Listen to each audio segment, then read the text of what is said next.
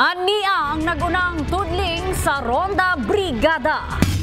Cargo vessel nga matugpad na si Jack girespondian sa otoridad. Pipila ka ginikanan sa Jensen kanya-kanya og diskarte aron makatipid sa school supplies karong abri klase. Presyo sa asin walay paglihok, luyusan na sinati ang pag-ulan. Kapin 100 ka mga individual midonar og dugo atol sa bloodletting activity sa Rotary District 3860. Pamilya ng pulis, Family Day, gilusad sa Sarangani.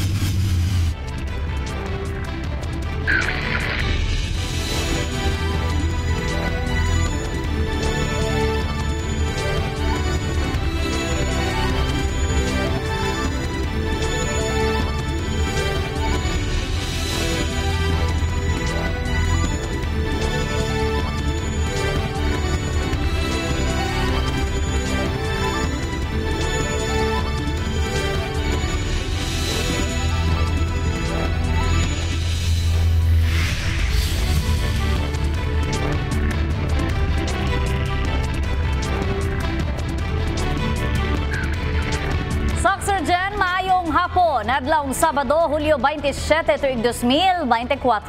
Live gikan dinhi sa Brigada News Center. Ako ang inyong kabrigada nga maghatod sa inyong mga balita nga sakop sa Soxergen. Ug kini ang Ronda Brigada.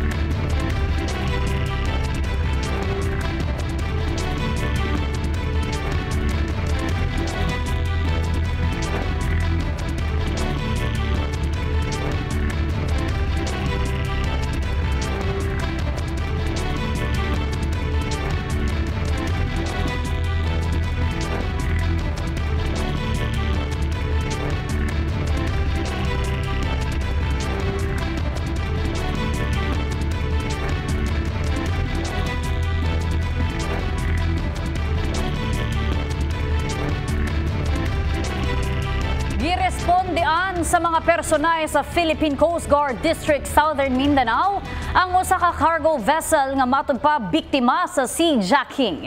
PCG dunay pagpaklaro human ang gihimong investigasyon. Ibrigada mo MJ Fernandez. Girespondihan sa mga personahe sa Philippine Coast Guard District Southern Mindanao ang usa ka matudpa sea jacking incident sa usa ka cargo vessel nga naglawig sa kadagatang sakop sa Zamboanga padulong sa dakbayan sa General Santos. Base sa report, Hulyo 16, nawalaan matudpa og kontak ang usa ka vessel nga adunay kargang mais nga gipanag-iya sa usa ka pribadong kumpanya sa Jensen rason nga gialigar nga kini napirata sa kadagatan. Gilayon nga giaksyonan kini sa Coast Guard o giimbestigahan ang maong report. Ang report po ma'am is galing po sa Coast Guard District Southwestern Mindanao na nag-info po ma'am ang company po ng MBJ Sili na may sea jacking nga daw pong nangyayari sa barko nila. Ruta po niya ma'am is papuntang Jensen po ma'am, dyan po sa may Amadeo Shipping po ang kanyang intention to dock. Inaksyonan po kaagad po natin ng ating district ma'am, nag-deploy po tayo ng mga asset to monitor and to possible visit board search and seizure po ng barko na yan. Nigawa sa investigasyon nga usa ka false alarm ug walay nahitabong sea jacking sa maong vessel, inay usa lamang ka insidente sa loose contact gikan sa barko ngadto sa ilang opisina ug anaa sa maayong kahimtang ang mga crew ug mga karga niini.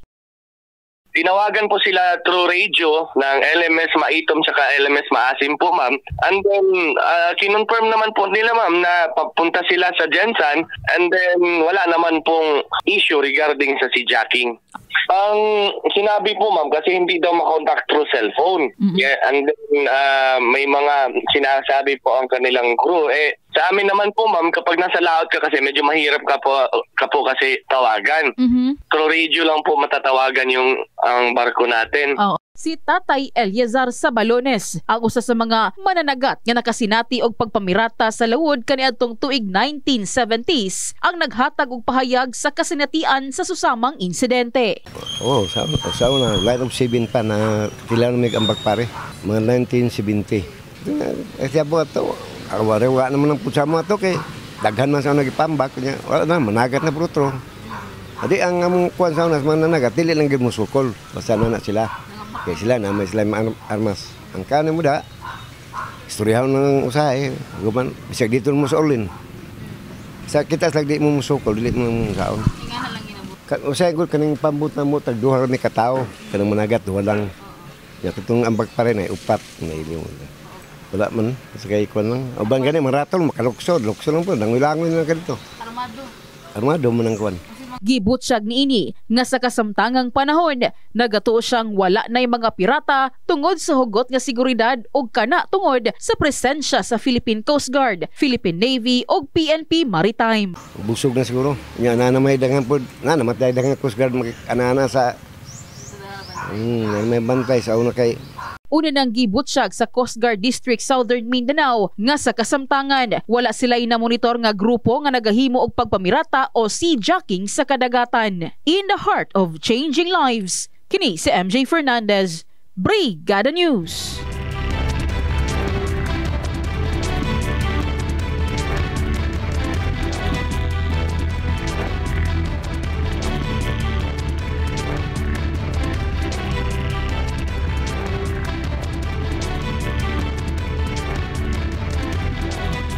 Mikabat sa kapin gatusan ka individual sa Jensan ang midonarong dugo sa usa na usab ka bloodletting activity nga gipahigayon sa Rotary District 3860.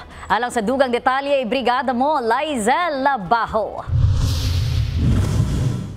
Nidonar og dugo ang sobra gatusan ka individual sa Jensan atul sa gipahigayong bloodletting activity sa Rotary District 3860 Hulyo 27. Lakip sa nagdonate ang mga Rotarians, uniform personnel, estudyante ug duna sa walk-ins. Apil dinhi ang 68 years old nga si Jose Luis Alvarado Jr. nga usa na sab ka galoner. My advocacy is basically I want to donate blood because I want to help people who are in need of blood because blood is life. Duna sa first-timer sama sa estudyanteng si June Fritz Ponce. Kabado man siya, apan nalipay tungod makatabang sa komunidad. Para sa mga pasyente nga kulang og mga dugo og para makatabang pud sila. Pila sab sa dagang Rotarians nga nidunar ang past Assistant Governor sa Rotary Club of General Santos City nga si Attorney Leonard Mann. And I have my daughters here. I want to show them that giving blood, donating blood is good. Para pag lumaki sila, magdodonate sila ng blood. Lakip sa area of focus sa Rotary International District 3860 ang disease prevention, rason nga matagtuig sila dunay bloodletting activity. Sumala pa kay Dr. Edwin Valencia, Vocational Training Team Chair sa Rotary International District 3860. Kaning bloodletting is one of the pet project of Rotary International, labi na diri sa amo ang district, and we are doing this every year. The start of the year ng Rotary, morning isa sa mga primary or priority na project namo sa amuang organization. Ilabi na nga ning mga bulana, ting-ulan. Rason nga importante matud pa nga makatabang sa paigong supply sa dugo sa blood bank. We know that giving blood or donating blood saves life.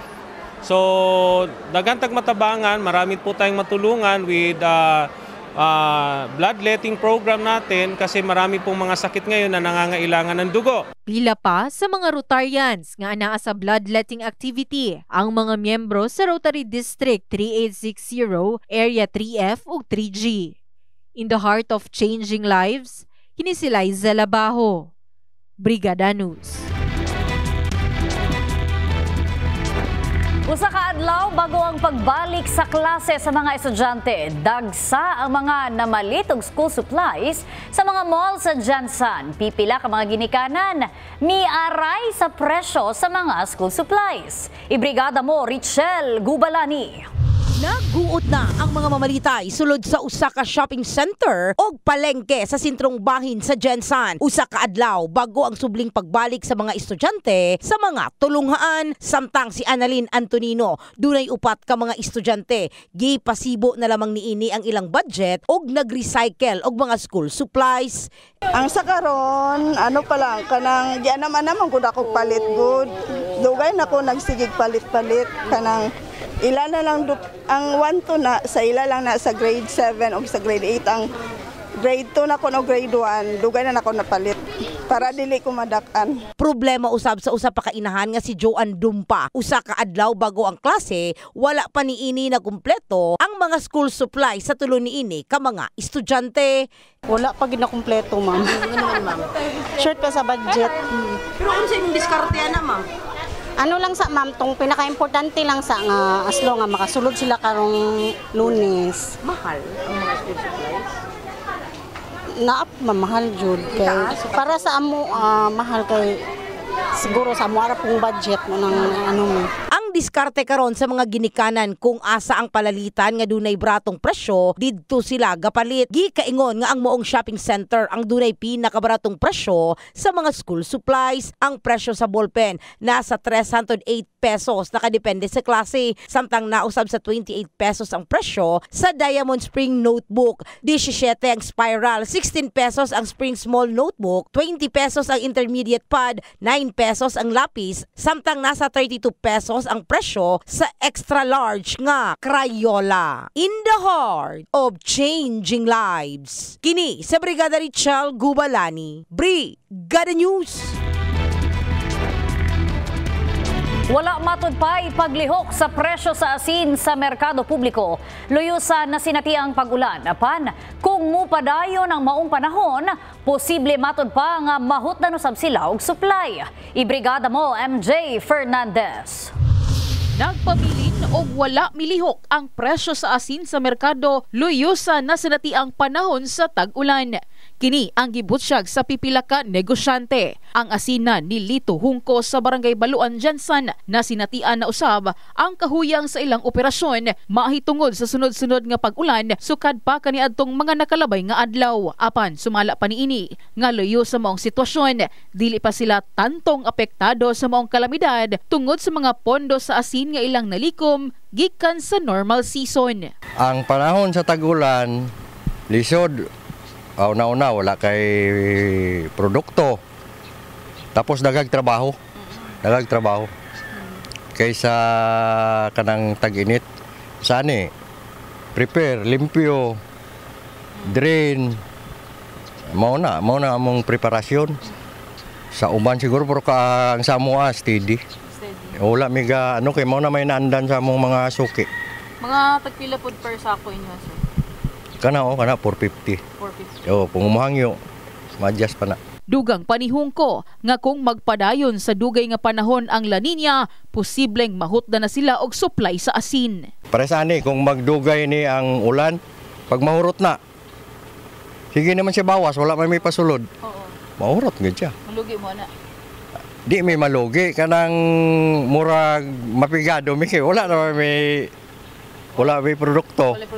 Pipila sa mga negosyante sa merkado publiko ang nagkanayong sa kasamtangan. Ubay-ubay pa ang ilang makuhaan og supply sa asin, rason nga wala nila gipasaka ang presyo niini. Maura mangyapon ang sako sa asin. 2.25 ang sako. Nya i-retail mo tag 10 ang kilo. Maura, nalamay gamay. Okay man, ganyan siyang gamay. Pero ingon nga nagnihit ang asin, wala man. Kargado man tag-asin kapon din sa ito Sa karon, nagpabilin sa 10 pesos ang kada kilo sa retail price o 25 pesos usab kada kilo ang sako sa asin sa merkado publiko. In the heart of changing lives, kini si MJ Fernandez, Brigada News. Gilusad sa kapulisan sa Sarangani ang pamilya ng Police Family Day aron mohatag og serbisyo sa gobyerno sa police dependents. Matod ni Police Colonel Denry Francisco, ang direktor sa Sarangani Provincial Police Office, kinahanglang malakip ang police dependents isip beneficiary sa tanang police community-related activities sa probinsya. Dugang ni Francisco, ang ngayang masikuro sab sa mga pulis ang ilang pamilya bago sila makahatag og dekalidad nga serbisyo sa publiko. Nagtuong opisyal nga makaapekto sa trabaho sa pulis kung adunay problema sa pamilya ang usa ka PNP personnel. Usa-usab sa benepisyo sa pamilya mao ang medical ug counseling. Sa Family Day, alang sa police force, dunay games ug uban pang aktibidad alang sa mga bata ug mga idaran.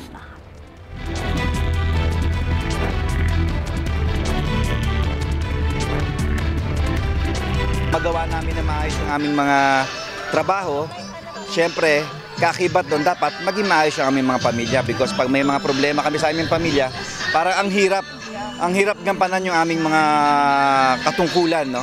But kaya pinapriority namin is dapat while we're serving the people, kami rin sana maging maayos din yung aming mga pamilya. Kaya it will be a regular basis para nang sa ganon, gusto rin namin pangalagaan namin yung aming pamilya, at the same time, pangalagaan natin yung ating mga community.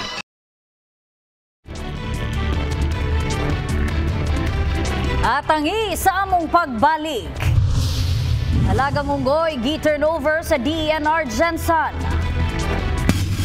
Pondo alang sa pagpaayo sa mga nagubang nga infrastruktura sa Sarangani, panawagan. Claimant sa usa ka luna sa barangay San Isidro, Gensan, wala mitunga sa barangay. Ug enrollee sa Gensan, mikabat na sa 135,000 matod sa Department of Education. Kanang tanan sa pagbalik sa Ronda Brigada. Ngadto sa Department of Environment and Natural Resources alang sa tama nga disposisyon. Ibrigada mo, Lizel Labajo. Sakikman ang pagkinahanglanan ni Tatay Ruben Ulavere nga ma-turnover ang iyahang alaga nga unggoy nga si Titat ngadto sa otoridad. Gawa sa nagkaedad na siya, kinahanglan usab niya nga itugyan ang maong hayop sa iyahang natural habitat aron managhan pa. Malungkot man din ako pero wala talaga akong magagawa dahil meron din siyang sariling mundo. Ibig sabihin, kailangan niya rin magpamilya at dumami sila. Kauban ang brigada, nagpatabang si Tatay Ruben nga ma-turnover kini sa Department of Environment and Natural Resources, kundi DENR Gensan. Gani halos dili sab siya buy-an ni Titat. Maging masaya sa bago niyang tahanan, makakasama niya at sana ang wish ko sa kanya dumami pa siya. At huwag siyang malulungkot, baka isang araw makita pa rin namin sila o magkita pa kami. Sa karon, temporaryong anaa sa kustodiya sa DENR Gensan si Titat, ngatak na ipailawom sa check-up, una pa man dalon sa Wildlife Rescue Center. In the heart of changing lives, kini si Liza Labajo, Brigada News.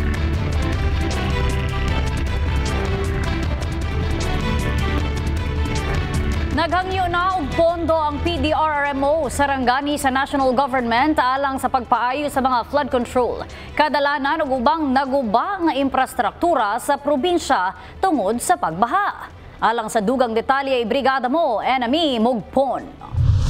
Human sa pagbaha nga nasinatian sa Sarangani Province, naghangyo karon og pondo sa nasyonal ang Provincial Disaster Risk Reduction Management Office o PDRRMO aron mahatagan og long-term solusyon ang mga bahaon nga lugar sa naisgutang probinsya. Nagkandak na ng assessment ang provincial team namin, no? Sa mga infra namin, lalo na sa mga Itom at Kiamba, basta talaga malaking amount ang kailangan para sa long-term solution sa problema sa pagbaha. Sumala ni Rene Ponsalan nga samtang wala pa maaprobahan ang ilang hangyo, nagahimo ang mga opisyal sa buhatan og immediate action sama sa paghinlo sa mga kanal, giayo ang mga dalan aron kini maagian sa mga tawo og sakyanan. Immediately nag-response na ang provincial engineering namin together with the mga equipment nila. So talagang ayos na yung pero sabi ko nga, that is ano lang yan siya, yung immediate measures. Kasi yung long term talagang it requires some project kailangan ngayon para maayos mga nasirang river control, yung mga tulay na nasira, aabutin ng milyon-milyon. Sigon sa opisyal, sa Kiamba, adunay 8 ka panimalay ang totally damage, samtang pipila sab ang partially damage sa bahin Saglan. Gumikan sa padayon nga nasinatiang pag-ulan, giauhag sa opisyal ang mga nagpuyo sa bahaon nga lugar nga dili magkumpiyansa og siguruhong alerto kanunay adlaw man o gabi. In the heart of changing lives, kini sa Brigada Enami Mogpon, Brigada News. Dungan sa nahitabong paguba sa grupo sa kalalakinan sa duha ka panimalay sa Purok Neri, Barangay San Isidro, Jansan, gipatawag sa barangay milabayng semana ang maong mga lalaki apan wala matud pa sila mitunga. Buot unta nga makigatubang kanila ang mga residente sa lugar nga naguban og balay apan sigon ni Marigold Octaviano wala sila gisipot sa barangay. Tungod niini, gibati sila og kahadlok nga mobalik ang maong mga lalaki ug mangharas pag-usab. Wala pa man pud may balik sa barangay ang katong nanghulga sa mga diri. Ay hinuon na amay mga gaaw-aw ning mga iro sa palibot na apod mga sirina na mo nag-ingon nga na apod mga li. Palubas-lubatan lagi ka mamo nga base gud ka ng stress sabi na kami kung di ka makatulog magabi ba base pay nakabaloon sa mga auto katong mga tawhana mamalik pa manghati na pod.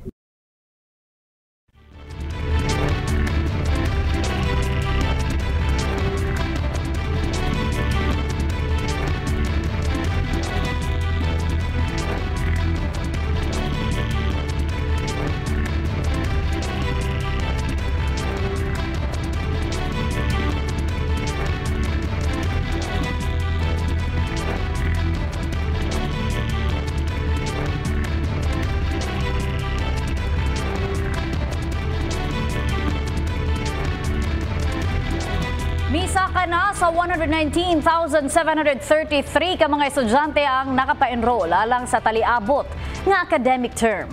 Matod ni Isagani de la Cruz, ang labaw sa Department of Education Jansan, ang ihap 75% sa gilauman nilang ihap sa enrollees sa school year 2024-2025. Asa gilauman sa DepEd nga malabwan karong school year ang naa sa 182,370 enrollees atong 2023-2024. Gani gilauman pa ni De La Cruz ang pagsaka sa ihap sa mga enrollees sunod semana dungan sa pagsugod sa klase. Itakda ang pagsugod sa klase sa pampublikong tulungaan sa Hulyo 29 ning tuiga. Well, naka-prepare na itong mga eskwelahan. We expect na katong 75% nga naka-enroll na, nagdiretso na sila sa classroom, no? Magsugod na sa klase. Although, part sa ato ang siguro kultura nato sa Pilipino, ang last minute na mag-anto sa eskwelahan, no? So, andam pang sa eskwelahan nga mudawat katong wala pagod ka-enroll kay ang atong mga non-teaching, o may mga pipila nga mga ginikanan, no, mo tabang sa pag-enroll. So may designated area, no, sa school nga kung asa tong mga wala pa ka-enroll makapalista na, and then diretso na sila sa classroom.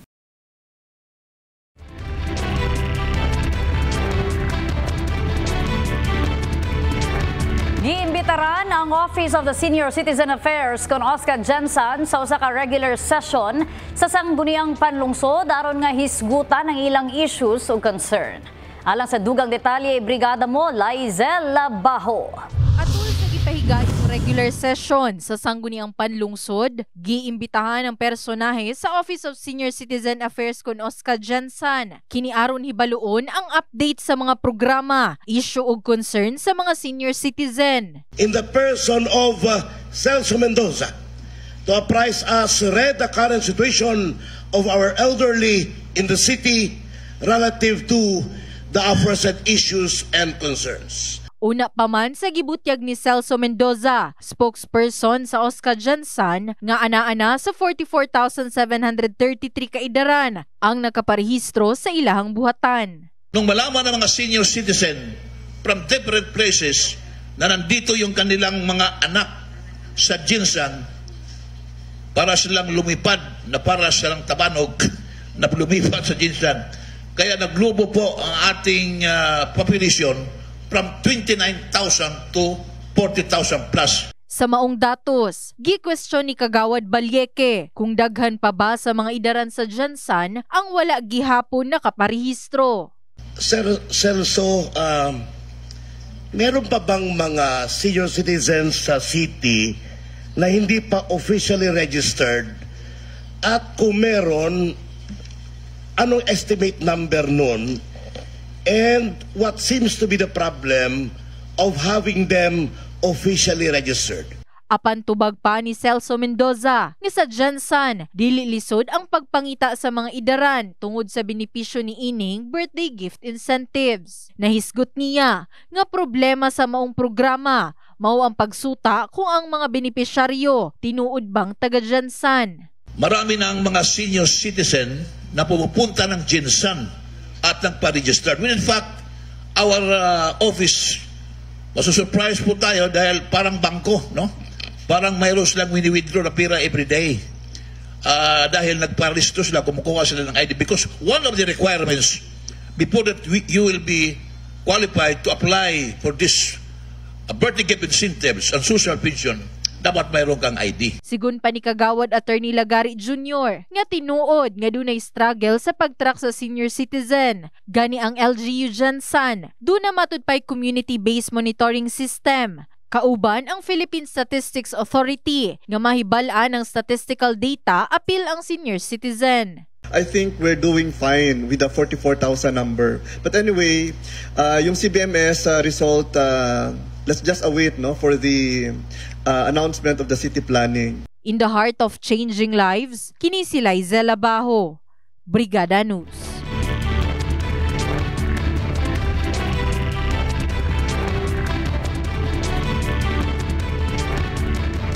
Parayon gihapon sa pagdawat ang Kabrigada Foundation Incorporated alangad to sa mga kabrigada nato nga nanginahanglan og ginabang. Alang sa cash donations, mamahimo kining ipadala sa Kabrigada Foundation Incorporated Security Bank Account Number 000005576071. Alang sa in-kind donations, ipadala kini sa Brigada Complex nga naimutang din hilang sa Analase Road, Barangay San Isidro, General Santos City. Ug sa mga gustong mahimong brigada volunteer, pwedeng mudangop dinhi sa estasyon ug magpalista. Kanang naglangkob sa Ronda Brigada karong adlawng Sabado, mga istoryang 24 oras nga gitutukan sa news team sa Brigada TV. Sa makausa pa, ako si Brigada Hannah Perez, in the heart of changing lives. Ug kini ang Ronda Brigada.